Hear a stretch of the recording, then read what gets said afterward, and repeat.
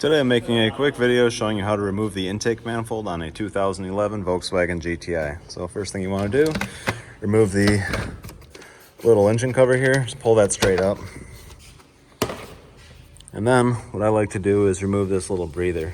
You can start from the top and pull off everything you have to here first. These you kind of pinch in on both sides and then remove it like that. So you squeeze it this way. Do the same on the other side. See if I can do this all with one hand. This will be extra fun. So pull that out of the way. Then take this hose here that goes to the high pressure fuel pump, little feed line, and I like to kind of just swing this up here out of the way like this. Undo the cam position sensor, plug that, undo this little connector right here. This is for the purge valve. So it's the same as the larger one. You just squeeze in both sides of it like that to release it. So move that up out of the way. Just leave it like that. Then undo this clamp here. You can, if you have regular pliers will work fine. Just squeeze this and slide that off that. Undo the plug on the purge valve like that. Get a flat blade screwdriver, works fine. Undo the clamp on the throttle boot. For this, I'm using a 7mm little 1/4-inch drive swivel, loosening that up. I'm just doing everything I can from the top first, and then I'll lift it up and do the bottom stuff. So I'm just gonna get this clamp loose. Then I'm going to take this little air duct here, get this out of the way. So get behind these little clips, there's just 3 of them. Pull that. Move that up out of the way. Makes it a little bit easier. You don't have to do this. You could probably work around it, but this you can usually just pull straight out like that. This here, it's kind of barbed right here as well as right here, but they don't really break much. If you need to, you can take a little screwdriver like this and stick that in here, and then release it like that, and then like this. Pull that straight up like that. Same thing here. You can see little barbs on this hose. If you won't break this. These don't break, so you can just pull this straight out. Of course, I say that and then I can't do it. There's that. Just gives you a little bit more room to work. You can pull the airbox right out if you want even more room than this, but usually you'll be fine like that. Undo the throttle connector here, so pushing the little tab here and then slide that out. This little map sensor here, undo that, or intake temperature sensor. And then take the little harness here, move that out of the way. What I end up doing is under here, sometimes releasing this T30 for that temp sensor, so I can get the harness from around it and move it out of the way better. So I'll undo that, and then the sensor pulls out. The new intake doesn't come with one of these anyways. And then there's a screw down here, right here. Remove that screw, as well as this screw here. Those are also T30s. Pull the oil filter off, and you're gonna wanna use a T30 to remove this bracket as well. This one and this one. You can just use the 3/8 drive T30 and undo those. Undo all your plugs, these 3 plugs that are on this bracket here. It's a little bit easier with it with the bracket loose, but you can do it like this too if you want. I'm gonna lift this up and show you what to do underneath. All right, I'm still up top here. Just wanted to show you a couple other things you should do while you're up here. This little map sensor down here, you want to unplug from the top. You can reach down here and unplug it, pushing the little tab and move that out of the way. You can do it from the bottom as well, but from the top I think is maybe a little bit easier. That right there. And then right kind of behind that, there's a T30 screw that holds this charge pipe onto the front of the engine. Right there. It's hard for me to show you, but it's down there. Let me see if I can get an angle. It's already backed off on this one. Someone was in here in the past and didn't tighten it. There it is. So you want to get your T30 bit and get that loose. Well, you can also pull this T30 off right here for this high pressure fuel line. And then once that's loose, you can use a standard 17 millimeter wrench and crack this fuel line loose right here. It's gonna spray a little gas, kind of get your head out of the way. And then underneath here, you can get to the other end of it, just like this with that bracket out of the way.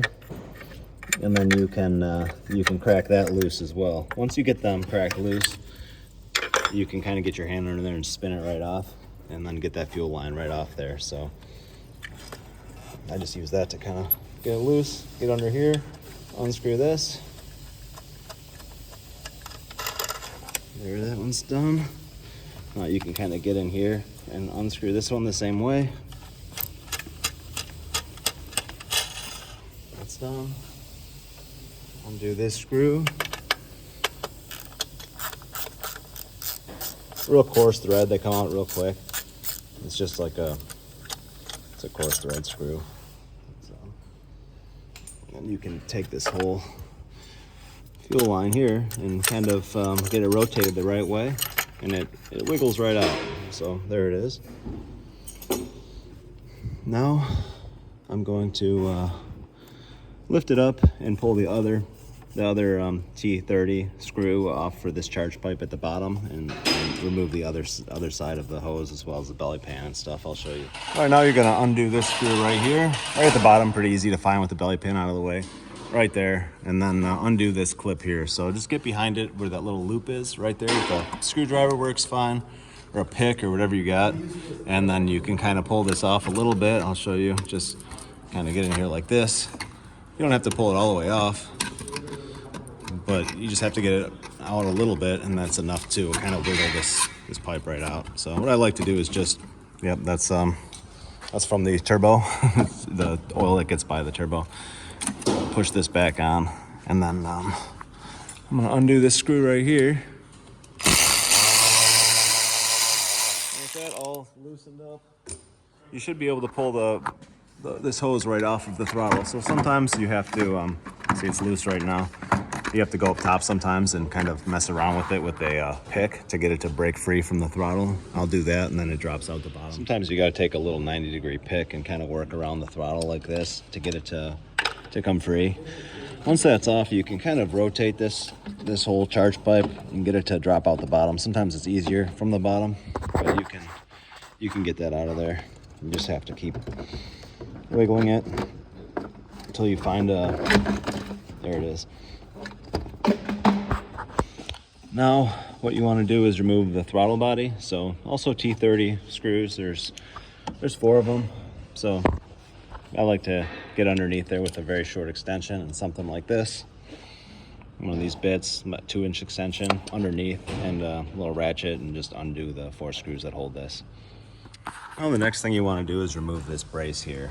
This brace I see a lot of people leave off, and it's not a good idea, even though the car will still run and you may not see any, real problem with it initially. It's still just, it's not a good idea. It needs to be there. It's a pretty well-engineered brace, and it's there for reasons, just for vibrations and stuff like that. Your hardware may come loose prematurely, stuff like that. Just put it back how you found it. So you can just use a 13 millimeter open end wrench on that, and I like to crack that loose first. With that cracked loose, you can remove that that's a triple square. It's a 10 millimeter triple square. What I usually use for that is just a little 3/8 breaker bar with a triple square bit on it, and I can kind of get down here like this, kind of around that lower radiator hose there, and I can get right to it and crack it loose that way, and then spin it out the rest of the way with my hand. I can get my fingers in there and just kind of unscrew that and pull that brace right out of there with that thing undone. It's pretty easy to do. After that, there's not a whole lot left here. Another thing I didn't mention is make sure you blow all the dirt off the top of the intake, because that's all going to fall right into your intake ports. Either get a vacuum, or it's a good, you want to do that before you remove the throttle, unless you cover up your hole. You don't want to blow a bunch of dirt in your engine that way. But just on that upper edge there, you want to make sure there's not a bunch of debris sitting there. So undo that nut, then you can pull that brace out pretty easily. Then you want to undo this hose here. Just get a little pick to separate this vacuum line. Pull this one vacuum line off. And then there's another connector There's another connector attached to this vacuum switch right here. You can get your hand in here and undo that one like this. It goes to the changeover valve. Sometimes you'll have to use a pick, but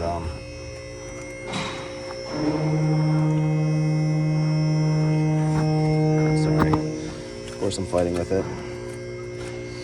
But if you can't get it off like me right now with my hand, then use a little pick and you can go at it from the front here. You can go at it from the front. Let's see if I can find something that makes sense.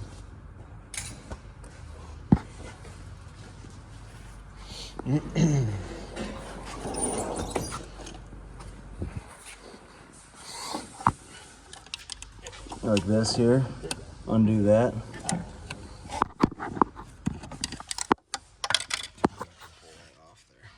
There it is. Yeah, so that's the one I just disconnected, slid that off. This brace, I pulled both those screws, that nut and then that screw off, so I can just grab that right out of there. Here it is. Get that out of the way. Not much left now. I'll undo that vacuum line right there I was just talking about. Kind of move this out of the way like this. Once that's loose, you can wiggle that out of the way, and then you can go for the intake bolts. So you'll also want to disconnect this oil pressure sensor right here, because that's part of the harness that's probably going to end up staying on the intake side. So just pushing the little tab the same way you did all the other ones. Kind of move that up like that. And now I'm going to use a T30, a long T30, and I'm going to undo all of these screws here. This one, not the top one, that one right through there. I get through it this way. And then just all the intake bolts. There's two 10mm nuts in each corner that you can get to right there. Right there, there's one. There's the other. Use that same long extension. I use 1/4 inch drive long extension to get those two. And then you're gonna get the lower intake bolts through these holes here. So there they are lined up. T30, T30, all the uppers, and then this intake will be loose. All right, I took all that stuff off. Now I can remove the intake. So basically what you do is you just pull like crazy, wiggle it, kind of like this, and then it comes off. Pretty easy to do. A lot of times, what you'll notice on these is when you're doing this, it's gonna be kind of frustrating because sometimes the injector will come off in the cylinder head and sometimes it will come off on the intake manifold. This time I actually got crazy lucky and it came off where it was where it was supposed to on the intake side. I probably should have actually pulled this hose off. It came off on the intake side, which makes it a lot nicer, a lot easier. You can see that. But sometimes some will go on one side, some will go on the other side, and it can be a real fight. Also, one more thing here, depending on how it comes off, this fuel pressure sensor here has to be unplugged, as well as this little clip here to get the harness off there like that. And then there it is. So there's your intake. I'm gonna swap over to the newer designed intake manifold here. So that's it. I'm just gonna transfer everything over, put the new intake on. I'm gonna clean the valves while it's off, and yeah, that's how you remove it. Thanks for watching.